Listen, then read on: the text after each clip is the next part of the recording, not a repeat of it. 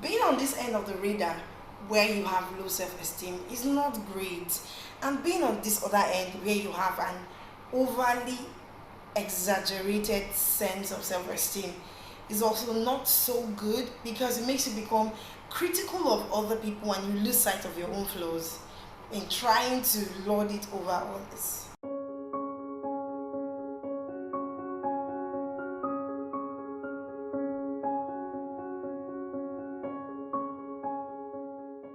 Hi, welcome back to my channel where I discuss all things faith, spirituality, personal development, conversations, and storytelling here and there.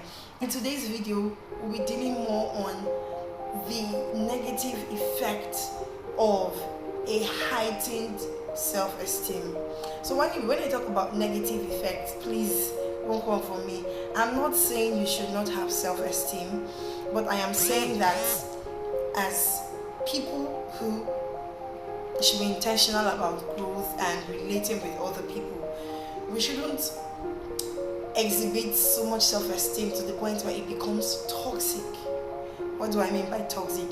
When it becomes a tool for you to demean or belittle other people, and there is a name for that: narcissism. I'm sure you can hear some noise in the background, doors slamming shut, people whispering and talking. I am currently filming in a shared workspace and I get to encounter some interruptions.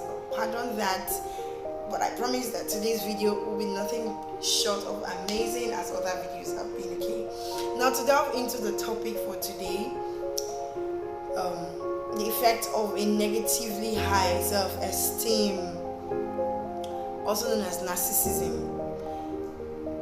We established at the beginning, it is not wrong to have a high self-esteem. In fact, see, people who have this confidence within them, it's easy for them to get things done. It's easy for them to get doors open to them.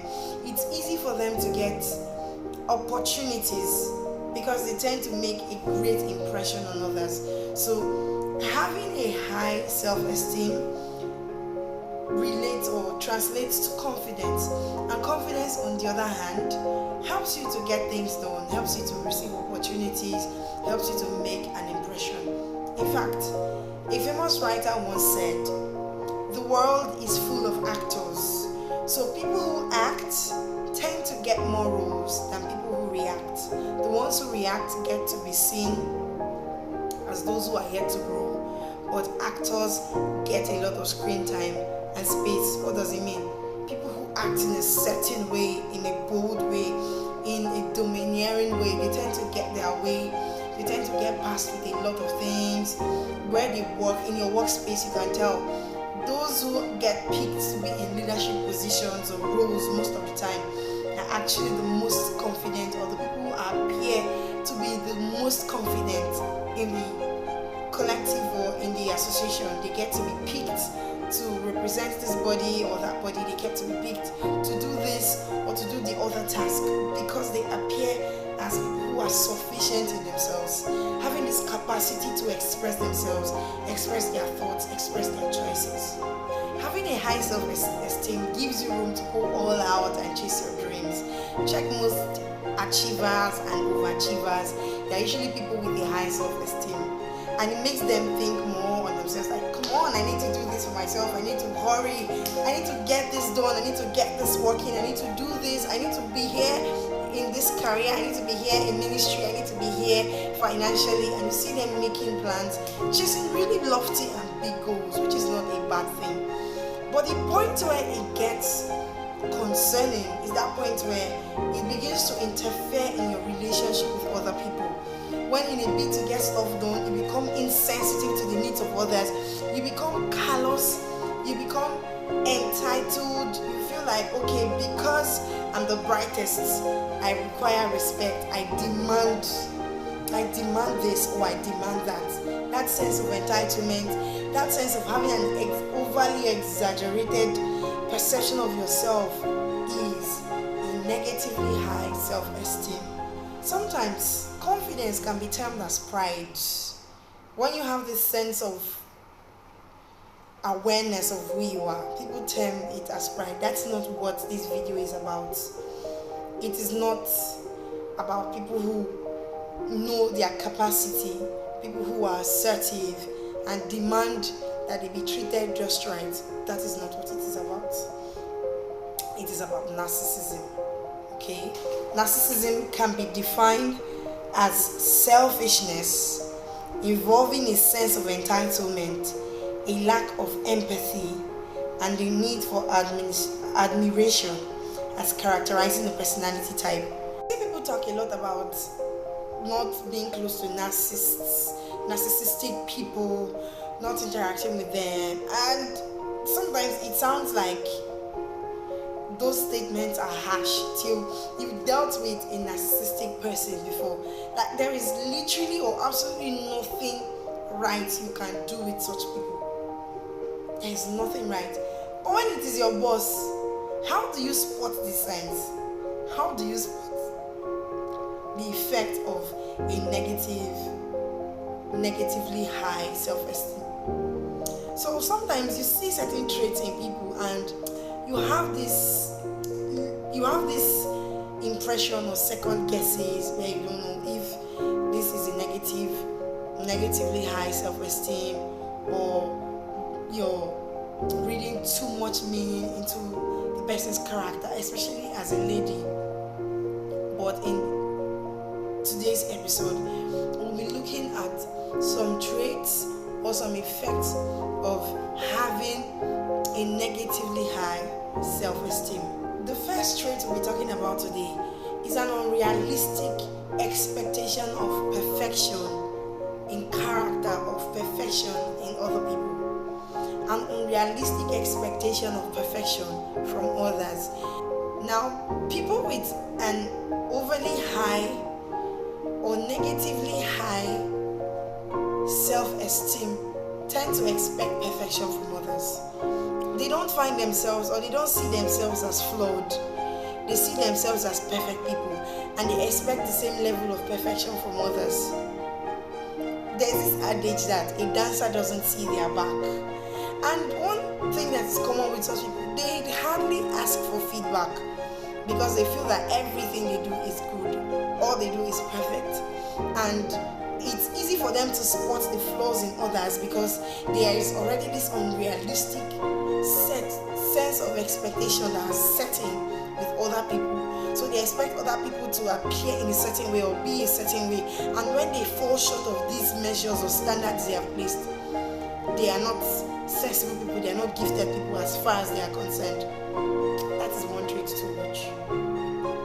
Another effect of a negatively high self-esteem is alienation from social interaction.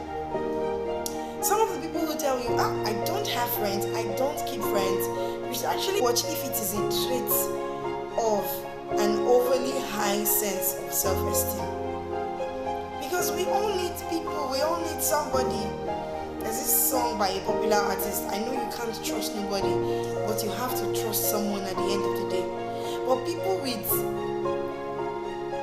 these tendencies feel like they don't need other people. I don't need this person, I don't need that person, so I can stay on my own. I can do fine, I can do just fine all by myself. Something happened between someone I know who used to be a friend of our family. Now, this person didn't know he was allergic to okra. Okra, as per okra soup, lady's finger, international audience, lady's fingers. He didn't know, and he said, okay, how he was recounting the experience with a few persons involving and myself.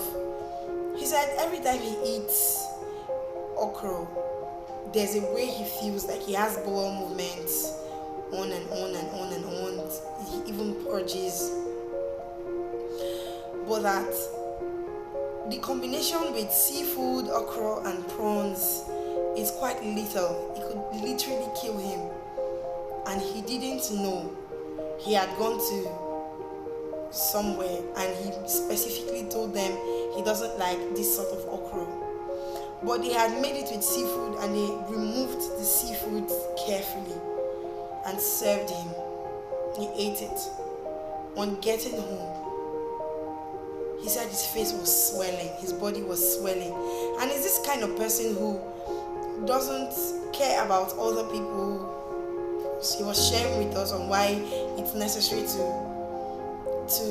be hospitable. He said he's this kind of person. At that time when he lived in that compound, he cared less about social interactions, just left the house every morning, returned in the evening. When he started reacting to the food, he didn't know who to call because he literally didn't know his neighbors. There was nobody to call. And he said he struggled. He groveled out of his apartment down to the next neighbors and was banging on the door. He said literally he was feeling the pangs of death. Imagine if the neighbors didn't arrive on time. Could have died. But earlier on he had been screaming and nobody was responding because he almost always keeps to himself. So these neighbors at the time had also figured to also mind their business because they didn't know why he was screaming. He had to grovel his way out of the house to the other apartment and was banging heavily on the door. He said this was somewhere around 2 a.m. at night or early morning, and God literally came through for him through those neighbors of his, else he would have died. So there is a lot that social interaction can do for you, but narcissistic people do not see the need to keep social interaction, and when they do, they tend to use those persons for their own personal gains, which is also not good. The next effect of a negatively high self-esteem or narcissism is constantly missing or passing on opportunities because they are perceived to be way beneath you. People with these tendencies tend to pass on opportunities a lot. Like, no, I don't want to do that. It's way beneath me. The truth is, opportunities sometimes present themselves as little parcels. You don't even know what is inside until you unravel it. You don't see what is inside. Now, a narcissistic person sees certain opportunities as this is way beneath me. I can't do that. I won't do that. It's almost masked as I know my worth, I know my value. But sometimes check why you think you know your worth or you know your value. At one point in time or the other, we all have exhibited traits of being overly confident.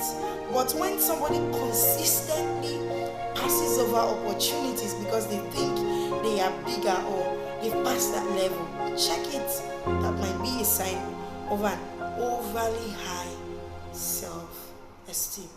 Another trait or effect of a negatively high self-esteem is entitlement and an inability to acknowledge responsibility. You may have seen these people where something happens and they go like, well, not me, I'm not the cause.